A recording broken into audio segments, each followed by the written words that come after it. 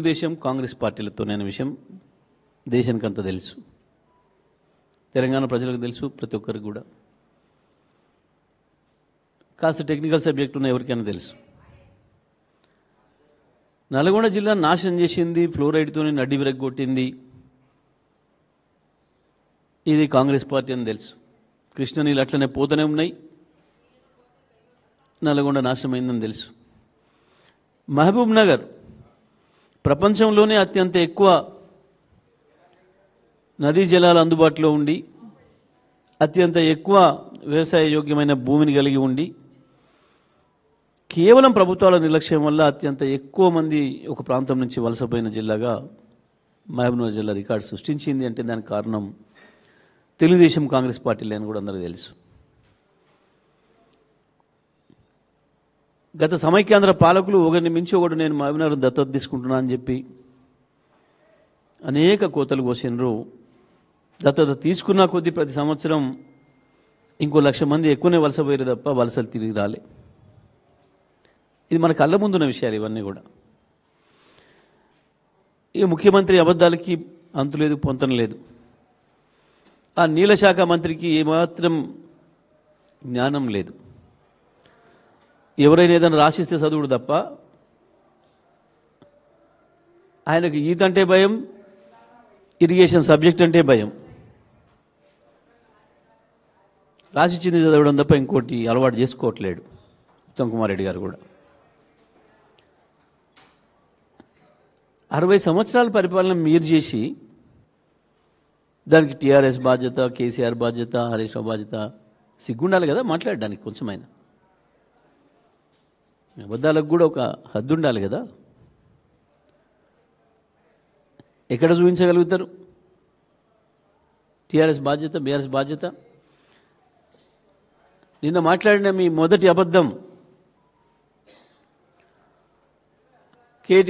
కేసీఆర్ హరీష్ రావులు కలిసి సంతకం పెట్టినరు 512 299 అని మాట్లాడింది.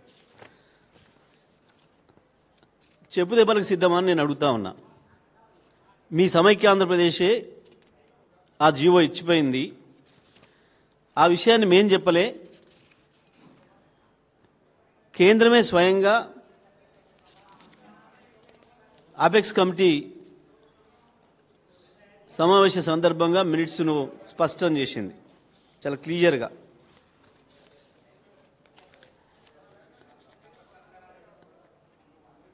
రెండు 2013లోనే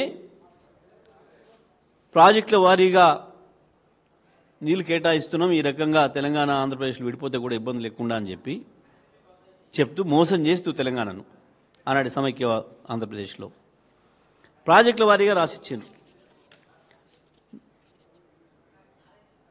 298.8 టీఎంసీలు తెలంగాణ ప్రాజెక్టులకి, 512 టీఎంసీలు ఆంధ్రప్రదేశ్కి ఇస్తున్నట్టు దాని మినిట్స్లోనే ఉంది, వాళ్ళు ఇచ్చిన మినిట్స్లోనే ఉంది. ఆ తర్వాత అనేక వేదికల మీద కేసీఆర్ గారు వ్యతిరేకిస్తూ మా వాటా 713 రావాలి నికర జలాలు, మిగిలిన జలాలు మొత్తం కలిపి మా కృష్ణాలో 713 టీఎంసీలు రావాలి అని చెప్పి ప్రతి వేదికలో కొట్లాడి ట్రిబ్యునల్ వేయాలి మాకు ప్రత్యేకంగా. ఆనాడు కేవలం ఆంధ్రప్రదేశ్, మహారాష్ట్ర, కర్ణాటకలే ఉన్నాయి కాబట్టి మాకు నష్టం జరుగుతుంది, ఇవాళ మేము సొంత రాష్ట్రంగా అయినాం కాబట్టి మా వాటా మాకు రావాలి, దానికి కమిషన్ వేయాలి అని చెప్పి కొట్లాడి వేయించింది కేసీఆర్ గారు. ప్రతి వేదికలో మేము వ్యతిరేకించుకుంటూ వచ్చినాం. ఆ ఇచ్చిన 299 టీఎంసీలను వాడే మొక్కలు కాదు మీరు. దానికి కూడా కేఆర్ఎంబి గత సంవత్సరం లెటర్ రాసింది. ఈసారి 1010 టీఎంసీల నీళ్ళు వచ్చినాయి అందుబాటులోకి. ఆంధ్రప్రదేశ్ వాళ్ళ వాటా 630 టీఎంసీలు అయితే ఇంకా ఎక్కువ వాడుకుంది. ఇప్పటికీ 650 పైన వాడుకున్నారు ఆంధ్రప్రదేశ్. మీ తెలంగాణ ముఖాలకి 250 కూడా వాడలేదు, ఇంకా మీవే ఉన్నాయి ఇంకా 66 టీఎంసీలు వాడుకోండి అని చెప్తే కూడా నాగార్జున సాగర్ ఎడమకాలో కింద పంట పొలాలు ఎండబెట్టారు తప్ప నీళ్ళు మీ ముఖాలకి. గింత చేతగా దద్దమ్మలు మీరు కేసీఆర్ అన్యాయం చేసిన మాట్లాడతారు. ఎప్పుడు ప్రారంభమైన ప్రాజెక్టు? ఎవడున్నాడు 1983లో 83లో మొదలుపెట్టి పులులు భయపడతాయనే వంకబెట్టి నిజమే ప్రపంచంలో ఎక్కడ లేని టెక్నాలజీ ఇంకా సిగ్గులేక ఇయ్యాల సంకలు గుద్దుకుంటున్నారు. ప్రపంచంలో ఎక్కడ లేని టెక్నాలజీ తెచ్చినామని. అవి ప్రపంచంలో ఎక్కడ లేని టెక్నాలజీ తెచ్చి పొక్కలు దూకింది, అయిపోయింది, రాకుండా బయటికి. చచ్చిపోయిన శవాలను తీసే ముఖాలు కూడా కావు, మీకు సిగ్గు లేకుండా ఇంకా మాట్లాడుతున్నారు. ఇక్కడ వాళ్ళు కారు కాబట్టి పాపం ఆ కార్మికులు ఆ కుటుంబాలు మీడియాకు అందుబాటులో లేరు కాబట్టి బతికిపోతున్నారు.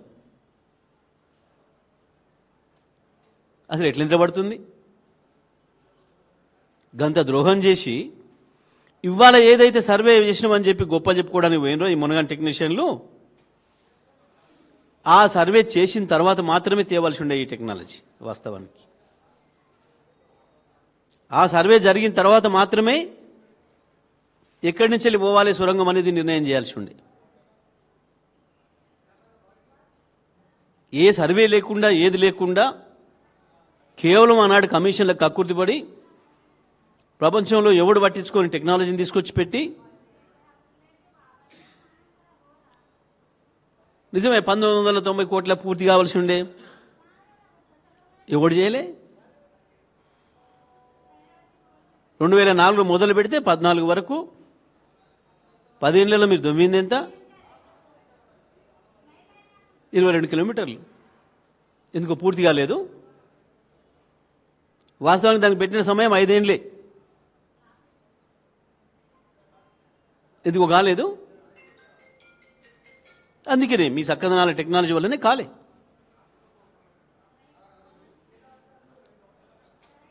మీరు 10 ఏళ్లలో చేసింది 3665 కోట్లు. మా 10 ఏళ్ళలో, మా 9.5 ఏళ్లలో మేము చేసింది కూడా 3895 కోట్లు మేము చేసింది కూడా ఖర్చు. అసెంబ్లీలోనే మీ అందరిని పిలిచి జానారెడ్డి గారిని ప్రశ్నించండి, ఒకసారి అడగండి ఎవరైనా. జానారెడ్డిని, ఇయాలటి వాటర్ నీళ్ళ మంత్రిని అందరిని కలుపుకొని పిలిచే సమావేశం పెట్టి ఉత్తమ్ కుమార్ రెడ్డిని అందరి సమక్షంలోనే కాంట్రాక్టర్ వాడు దివాలు తీసిండు, వాడు చేసేటట్లేడు, వాడిని తీసి ఇంకొని పెట్టేటట్లేదు, అందులో ఇరికిచ్చిండ్రు, మెషిన్ ఎట్లా ఇరికిచ్చారో కాంట్రాక్ట్ కూడా అట్లా ఇరికిచ్చిండ్రు. మీరు ఏం చేయాలో చెప్పండి అంటే మొబిలైజేషన్ అడ్వాన్స్ ఇవ్వండి అని చెప్పి మీరు మీ నోటితో చెప్తేనే ఇచ్చినాం. కరెంటు ఖర్చు అవుతుంది, సిగ్గు లేదు మాట్లాడడానికి. పెట్టింది మీరే కదా, అది పెట్టింది ఎవడు? ఉత్త కరెంటు నీళ్లు బయట పోయించడానికి 500 కోట్ల కరెంట్ అయింది. అంత గొప్ప టెక్నాలజీని తెచ్చిండ్రు. దానికి ఒక చక్రం వీలు పోతే అమెరికా నుంచి రావాలి 6 నెలలు. ఈయన వాటర్ నీళ్ళు కలుపుకొని అమెరికాలో పోయి చూసి వచ్చిండు. దాన్ని ఏమైంది? ఎందుకు రాలే ఇప్పటివరకు? ఎందుకు పని జరుగుతలేదు అటువైపు నుంచి? ఇటు కూలిపోయింది, అటువైపు నుంచి ఎందుకు జరుగుతలేదు? ఎవరిని మోసం చేస్తారు, ఎవరిని దగా చేస్తారు? పోతే పోయొచ్చారు, షోక్కు తిరగబోద్ది అవుతుంది, తిరిగినరు. ఆ సిగ్గుమల్లే మాటలు ఎందుకు? ముఖ్యమంత్రి సోయి లేకుండా గంతెందుకు ఇవ్వాలా? ఇవాళ మీరు అందరూ దయచేసి ఒక్కసారి పోయి చూసిరండి. మీకు అక్కడ ఉండే మీ రిపోర్టర్లు అందరూ ఉన్నారు. ఇవాళటికి కూడా మా ఉదయ సముద్రంలో నీళ్ళు లేవు, నల్గొండలో ఇవాళటికి కూడా. ఎన్ని 100 టీఎంసీలు పోయినాయి ఇప్పటికి సముద్రానికి? మునగాని మంత్రులు 2 జిల్లాలో నవ్వుకుంటున్నారు ప్రజలు. ఇప్పుడు చరిత్రలో మనం చూడంగా ఇన్ని నీళ్ళు ఎప్పుడు పోలే సాగర్ నుంచి. ఇన్ని రోజులు గేట్లు ఎత్తిన సందర్భం లేదు ఎప్పుడు కూడా మనకు తెలిసిన చరిత్రలో. నీళ్ళు పోతూనే ఉన్నాయి, సముద్రం పాలు అయితేనే ఉన్నాయి. ఈ మునగాండ్లు పోటీపడి పోయి పూజలు చేసి లేపారు సముద్రానికి నీళ్ళు వదలడానికి. కానీ ఎస్ఎల్బీసీకి నీళ్ళు తేలే, ఏఎంఆర్పీకి నీళ్ళు తేలే. ఇప్పటివరకు కూడా ఉదయ సముద్రం సగం ఎండిపోయే ఉంది. ఏంటిది కారణం అంటే ఒక మోటార్ కాలిపోయిందట. సిగ్గనిపించాలి కదా. మోటార్ కాలిపోతే ఒక్క పూటలు వస్తుంది, నీళ్ళు పోతే మళ్ళీ రావు కదా. ఒకటి పోతే ఇంకో కొత్త మోటార్ తెచ్చిపెట్టు.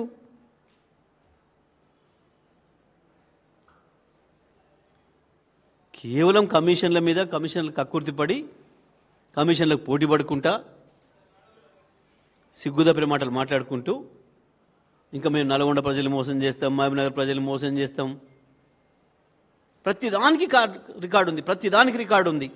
మీరు చేసిన ద్రోహాలకు ప్రతిదానికి రికార్డు ఉంది. 512 ఆంధ్రాకి 299 తెలంగాణకు చేసిందే మీరు 2013లో. దాన్ని కొనసాగించడం తప్ప మేము చేసేది ఏం లేదు. మరి ఇవాళ ఈ 2 ఏళ్ల నుంచి మీరేం బిక్తున్నారు? 2 ఏళ్ల నుంచి మీరేం బిక్తున్నారు? ఎందుకు తీసుకురాలేకపోయారు 500? ఒకసారి ఈయనే పోయి మాట్లాడాడు రేవంత్ రెడ్డి, 500 గుండుగితగా మాకిచ్చి మొత్తం నువ్వు తీసుకుపో అని మాట్లాడాడు. బుద్ధునోడు ఎవడు మాట్లాడాడు ఆ మాటలు, అట్లా చిల్లర మాటలు. నేను అంగట్ల పేరమా? అసలు నువ్వెవడు ఆ మాట చెప్పడానికి? తెలంగాణ ప్రజల హక్కుల్ని నీ గురుదక్షిణ కింద రాసిస్తా అని చెప్పడానికి నువ్వెవడివి? న్యాయంగా తెలంగాణకి ఎంత వాట రావాలో దాని కొరకు కొట్టాడాల్సిన బాధ్యత ఉంది. 500 మాకిచ్చి గుండుగుత్తా తీసుకపో, గోదావరిలో ఎంత తీసుకపో, ఇక్కడ ఎంత తీసుకపో.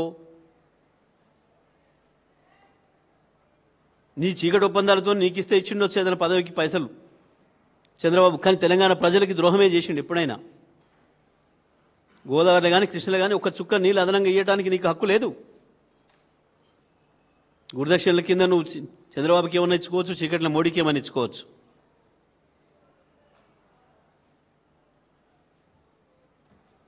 చేతగాక తెలియని పనులకు వచ్చి శక్తికి మించిన పదవిని తీసుకొని ఓ దద్దమ్మల్లాగా పాడిందే పాడరా అని గదే పనికి మాలిన మాటలు, గవే బూతులు మాట్లాడుతున్నారు. ఇంకా 2 ఏళ్ళు టైం పాస్ చేస్తున్నారు. ఒక్క పని 2 ఏళ్ళు కావస్తుంది, ఒక పని చూపించు. 1 ఎకరాకు నీళ్ళు ఇచ్చింది చూపించు. ఇంకా సిగ్గుండాలి కొంచెమన్నా. భీమా, నెట్టెంపాడు, కోయిల్ సాగర్, కల్వకుర్తి ఎత్తిపోతల గురించి మాట్లాడతావా? 60 ఏళ్ళు కదా నీ గురువు చంద్రబాబు, నీ కొత్త గురువులు కాంగ్రెస్ నాయకులు పండబెట్టింది.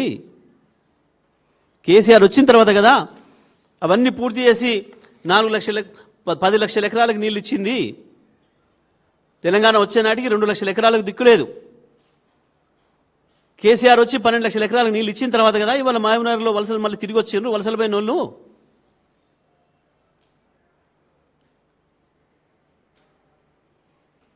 కేసీఆర్ వచ్చి ఆ నీళ్ళు తెచ్చి ఇచ్చినాక కదా నల్గొండ నుంచి ఫ్లోరిన్ పారదోలింది. నాశనం చేసిపోయి తెలంగాణను ప్రతి సందర్భంలో అమ్ముడుపోయి ఆంధ్రప్రదేశ్లో ఉన్ననాడు అమ్ముడైపోయినరు. బీఫామ్ల కొరకు వాళ్ళ బూట్లు నాక్కుండా తిరిగినరు. ఇవాళ మళ్ళా పదవులు నిలబెట్టుకోవడం కొరకు వాళ్ళ కాలు మొక్కి చీకట్లో పైరవీలు చేసుకొని మోడీ దగ్గర మీ బతుక్కు పదవుల పైరవీలు, పైసల పైరవీలు తప్ప ఇంకొకటి రావు మీకు. ప్రజలకు నీళ్ళు ఇచ్చే సోయండి మీకు పనిచేస్తున్నారు. అయినా ఇంకోటన్నా నవ్వుకుంటాడని సోయి కూడా ఉండదు. ఎవడన్నా పరిచయాలతో అయితే గీతే పెళ్లి సంబంధాలు కుదురుతాం కానీ పరిచయాలతోనట ఎవరు పైలట్లను పట్టుకొచ్చిండట.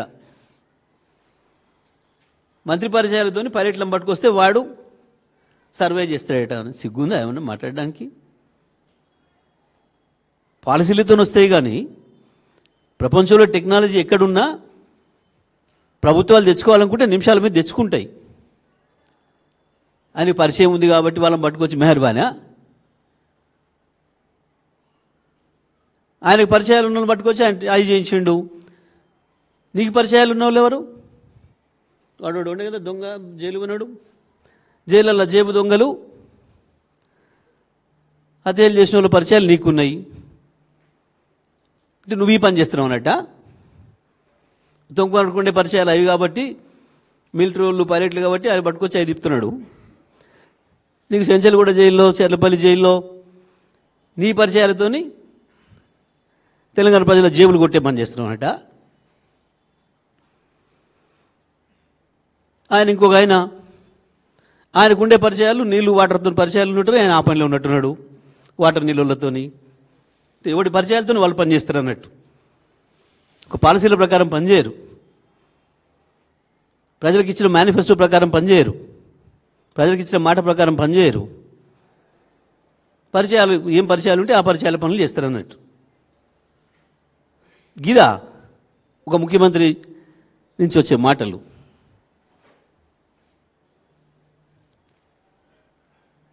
ఇటు ఉత్తమ్ కుమార్ రెడ్డి పైలట్ అయి ఉండకపోతే, ఆయన మిలిటరీలో పరిచయాలు ఉండకపోతే మీరు ఇవాళ ఈ సర్వే చేసేవాళ్ళు గారు. మరి ఆ శవాలు తీసుకోని కూడా ఉన్న పరిచయం చేసుకోకపోయారు. అట్లన్న వాడు తెచ్చి తీస్తుండే కదా. వాడు కూడా లేడా పరిచయం? ఏమైనా గోళాల్లో దూరి దొంగతనాలు చేసాడు వెనకటి అలీబాబా దొంగల్లాగా పరిచయాలు ఏమైనా పెంచుకుంటే వాళ్ళు కూడా వద్దురుగా తెస్తానికి.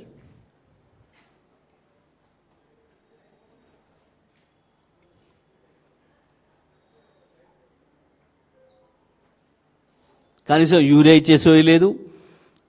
పాపం అష్టకష్టాలు పడి రైతులు పండించుకుంటే ఇలా పత్తి కొనే సోయి లేదు, వరి ధాన్యం కొనే సోయి లేదు.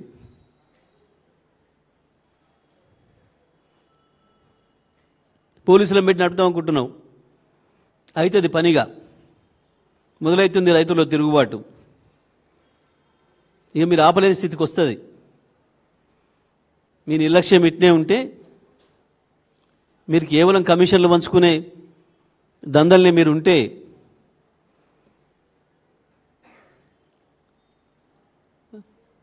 రైతాంగం ముళ్ళుగారలు ఇంకో దానికి పనిచేస్తాయి. ఇక ఎంత సోయి లేకుండా ప్రభుత్వాన్ని నడుపుకుంటూ ఇంకా చేసింది జాలక గొప్పకు 6 శవాల్ని బయటికి తేలేని పనికి మళ్ళీ సన్నాసులు కేసీఆర్ గురించి వెళ్ళి హరీష్ రావు సంతకం మీ డాడీ పెట్టి చూపిస్తావు. హరీష్ రావు సంతకం చూపించి ఎక్కడ చూస్తావో.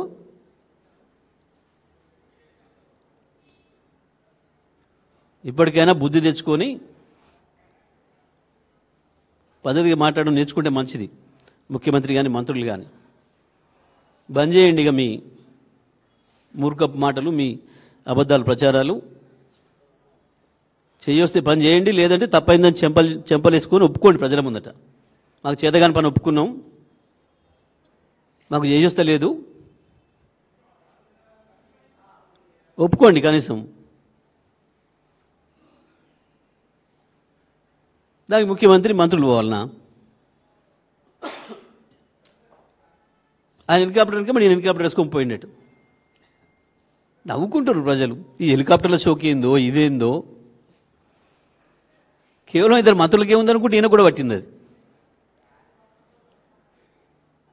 అక్కడని కాడికి పోతే తప్పులేదు. నేను అంత పెద్ద ఘోరమైన బస్ యాక్సిడెంట్ అయింది, పోవాల్సి ఉంటుంది గాడికి. ముఖ్యమంత్రి కాబట్టి నీ బాధ్యత. కనీసం ట్రాన్స్పోర్ట్ మంత్రి కూడా వినట్లేడు. పోయిందా?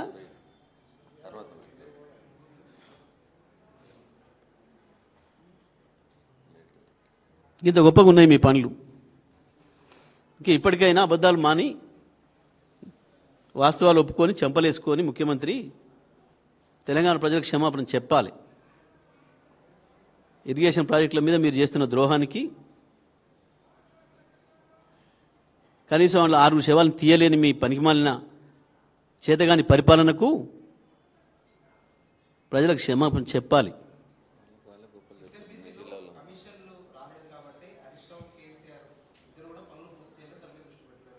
ఇప్పుడు వీళ్ళు కమిషన్ల కొరకే పోతురా?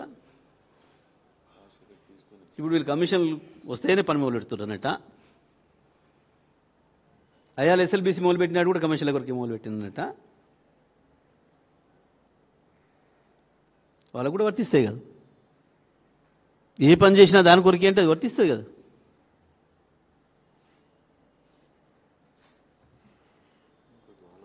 హెలికాప్టర్లు నేను ఎంగేజ్ చేసుకోకపోతే దాంట్లో కూడా కమిషన్ తీసుకోకపోయానన్నట్ట.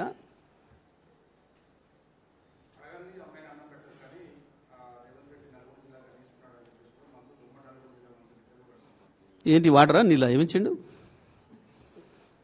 నన్ను కలుపుకోవడానికి ఇంకేమైనా ఇచ్చిండా? సిగ్గుండాలో మాట్లాడారు కొంచెం. ప్రజలు నవ్వుకుంటున్నారు ఆడ. కనీసం ఉదయ సముద్రానికి నీళ్ళు నింపడి చేతగాని వెదవులు 100 టీఎంసీలు సముద్రం పాలవుతుంటే ఏడిచ్చిండు, దేనికి ఇచ్చిండు? వీళ్ళ సాటింగ్ ఇచ్చిండా రాత్రిపూట? ఢిల్లీకి పంపేదాంట్లో వీళ్ళకి ఏమైనా పంపిండా? ప్రజలకు తెలిసి ఏమి ఇక్కడే ఇయ్యలే.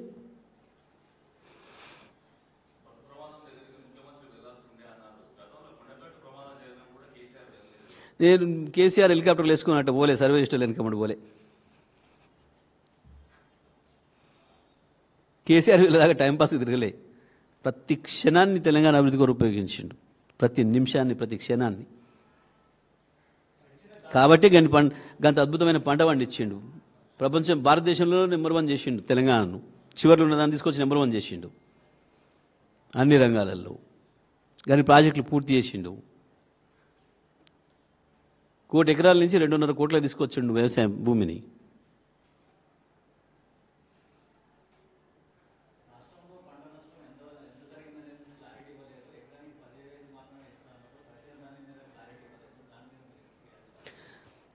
వాస్తవానికి దురదృష్టం ఏంటంటే ఇంకా వర్షాలు కొనసాగుతున్నాయి. ఇప్పుడు నేను నల్గొండ నుంచి వస్తుంటే కూడా మళ్ళీ భారీ వర్షం ఉంది. ఆడు చూస్తేనే బాధ కలుగుతుంది రైతుల్ని. ఎక్కడికి వెళ్ళినా, ఏ కొనుగోలు కేంద్రంలో చూసినా మొలకెత్తని రాశి లేదు, ధాన్యం రాశి. ఒక్కొక్క రైతు 45 రోజుల నుంచి తీసుకొచ్చి పెట్టుకున్నాడు. 45, 40, నెల, 25, 20, 10, 15 రోజుల నుంచి పెట్టుకున్నామని చెప్పి చెప్తున్నారు ఒకరొకరు. పాపం ఇంత హృదయ విదారకంగా ఉంది పరిస్థితి. మేమనటం కాదు, యాజ్ మీడియాగా మీరు మీ వాళ్ళని వెళ్ళమనండి ఎక్కడికక్కడ జిల్లాల్లో. ఏ ఊర్లో ఉన్న వాళ్ళని ఆ ఊరి నుంచి తీసి పంపమని చెప్పండి. ఒక్కటంటే ఒక్క ధాన్యం రాశి సమయానికి తీసుకుపోక. మేము వర్షాలు రావడాన్ని ఇంకో దానికి మేము ప్రభుత్వం తప్పట్టడం లేదు, మేము బాధ్యతాయుతంగానే ఉన్నాం. కానీ కనీసం వచ్చిన ధాన్యాన్ని సకాలంలో కనుక తీసుకొని ఉంటే ఈ పరిస్థితి వచ్చేది కాదు.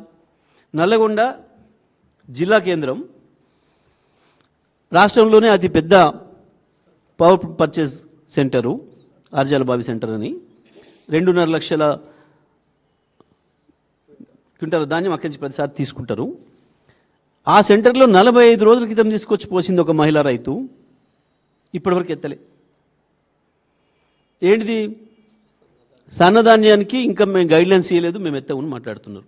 సన్నధాన్యం ఇక్కడనే కొంటాం తెమ్మంటే తీసుకొచ్చింది ఆమె వేరే ప్లేస్ నుంచి, తెచ్చి పోసుకుంది 45 రోజుల నుంచి. ఇంకా మా గైడ్లైన్స్ రాలేదు అని చెప్పి కొంటలేమని చెప్పి చెప్తున్నారు. అంటే ఒక పథకం ప్రకారమే రైతుల్ని ధాన్యం కొనుగోలు కేంద్రాలకు తేకుండా వాళ్ళని నిరాశపరిచే ప్రయత్నం చేస్తున్నారు. వాళ్ళు బలవంతంగా ప్రైవేట్గా అమ్ముకోవడానికి కావాల్సిన ఒత్తిడి చేస్తున్నారు. ఒక పథకం ప్రకారమే ఇవాళ 1600-1700 కూడా మిల్లులలో పోసేవలసిన దుస్థితి వచ్చింది రైతాంగానికి. మీరు ఎవరైనా సరే, ఏ టీవీ ఛానల్ మిత్రులైనా, ఏ పేపర్ మిత్రులైనా సర్వే చేయండి, మీరే పోయి మాట్లాడండి. నేను చేస్తున్న ఆరోపణలు కావు, రైతులు చెప్తున్న మాటలు.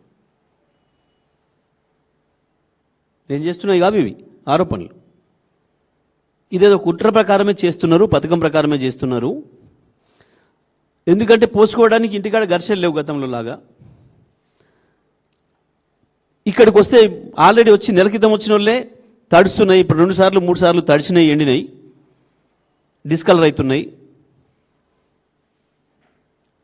కాబట్టి ఇప్పుడు గొయ్యబోయే రైతులు ఎవరు కూడా ఎంతన రాని పోషొద్దామడా అని చెప్పి మళ్ళీ 2014 ముందు ఏ పరిస్థితి ఉందో కొనుగోళ్ల విషయంలో, వ్యవసాయ విషయంలో, అవే పరిస్థితులు మళ్ళీ తిరిగి పునరావృతం అవుతున్నాయి. దళారీల చేతుల బతుకైతుంది రైతులది. వాళ్ళ మళ్ళీ వాడు ఎంత ఇస్తే అంతకు తీసుకుంటేనే చాలు, కొంటే చాలు నాదన్న ఒక దీన స్థితికి రైతు పడిపోతున్నాడు. ఆ పరిస్థితి సృష్టిస్తుంది ప్రభుత్వమే. ఇది కేవలం మిల్లర్లు, దళారీల దగ్గర డబ్బులు తీసుకొని రైతుల్ని కషాయ వల్లలాగా వాళ్ళకి అప్పచెప్పినరు. ఇది జరుగుతున్న వాస్తవం.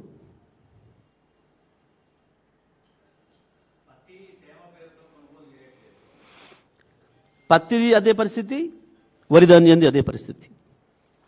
పత్తి మిల్లులు అయితే రేపు నుంచి బందే పెడుతున్నాం అని చెప్పాను. ఒక దిక్కు కళాశాలలు బంద్, ప్రైవేట్ కళాశాలలు బంద్, వాళ్ళ జీవితాలు ఏందో అర్థం కావట్లేదు. పిల్లలు పరీక్షలు, ఒక దిక్కు పరీక్షలు ప్రారంభమవుతున్నాయి. ఇంకొక వైపు రైతుల పరిస్థితి ఇంత దీనంగా ఉంది. వీళ్ళు హెలికాప్టర్లలో చక్కర్లు కొట్టుకుంటా గాలి మాటలు మాట్లాడుతున్నారు. గాలి మోటార్లలో తిరుగుడు, గాలి మాటలు మాట్లాడు. ఇంకా 2 ఏళ్ళైనా ఓ బాధ్యత లేకుండా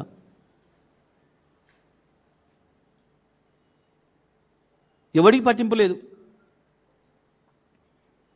మిల్లర్లను పిలిచి మాట్లాడినోడు లేడు. ఎందుకు ధాన్యం కొనుగోలు కేంద్రాల్లో ధాన్యం ఎందుకు లిఫ్ట్ కావట్లేదో అడిగిన మంత్రి లేడు. ఇప్పటి వరకు ఏ జిల్లాలో ఒక్కటి రివ్యూ చేసిన వాడు లేడు. కాలేజీ యజమానులను పిలిచి మాట్లాడినోడు లేడు. గాలికి నడుస్తుంది రాష్ట్రం. ముఖ్యమంత్రి ఢిల్లీలో, మిగతా మంత్రులు జల్సాల్లో.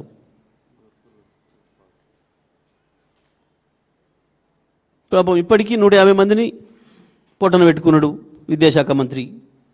పసిపిల్లల్ని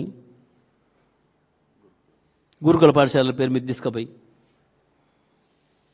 వాస్తవానికి పూర్తి ప్రభుత్వ బాధ్యత. మన సంరక్షణలోకి వచ్చిందన్నప్పుడు పూర్తి బాధ్యత మనది. ఏదైనా యాక్సిడెంట్ జరిగి ఏదన్నా జరిగితే వేరు. విషాహారం పెట్టి చంపిన దుర్మార్గంగా.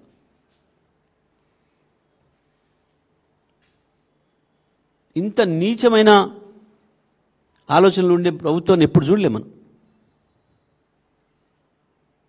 ఇంత నెగ్లెక్ట్గా, ఇంత కేర్లెస్గా నవి పోదురుగాక నాకేటి అన్న పద్ధతుల్లో నడుపుతున్నారు పరిపాలన.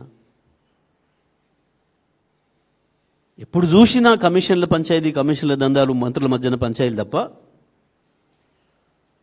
మంత్రులకు, ముఖ్యమంత్రికి మంత్రులకు పంచాయతీలు తప్ప ఇంకొక పనే కనపడడం లేదు.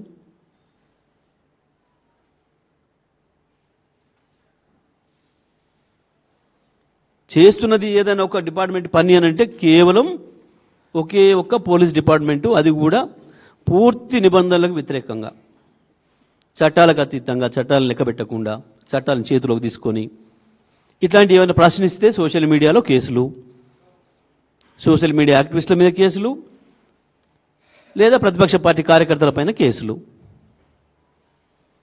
ఒక్క దాంట్లోనే అభివృద్ధి ఉంది మొత్తం తెలంగాణ రాష్ట్రంలో ఈ 2 ఏళ్ల నుంచి. నేను చెప్పలేదు, పోలీస్ కమిషనర్లే ప్రకటించారు. ఏం అభివృద్ధి జరిగింది కాంగ్రెస్ ప్రభుత్వం వచ్చిన తర్వాత ఈ రాష్ట్రంలో అంటే 50% క్రైమ్ అభివృద్ధి చెందింది. కేసులు, క్రైమ్ పెరిగింది, కేసులు పెరిగినాయి, ఫాల్స్ కేసులు పెరిగినాయి.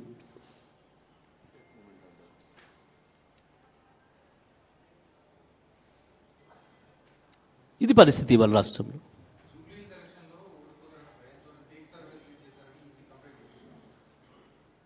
చేసుకొని వాళ్ళు కూడా చేశారు కదా నిన్నటి సర్వే మీద పెట్టుకుంటారు. మాకేం సంబంధం? సర్వే చేసిందోడో పెట్టేటోడోడో. సర్వే మేమేం చేయలే. మస్తుగున్నాయి సర్వేలు చేసే సంస్థలు, చాలా చేస్తున్నాయి. మాకేం సంబంధం లేదు కదా. వాళ్ళే చేసినా మేము అనుకుంటున్నాం. వచ్చింది కూడా వాళ్ళ సంబంధించిన టీవీ, మంత్రి టీవీలోనే వచ్చింది. మాకేమరిక ఆ టీవీ మీద కేసు పెట్టి లోపడేస్తామా? ఎవడొద్దన్నాడు? మేమేం అడిగినామా? మేము పెట్టలే, మేము అడగలే, మేము చేయలే.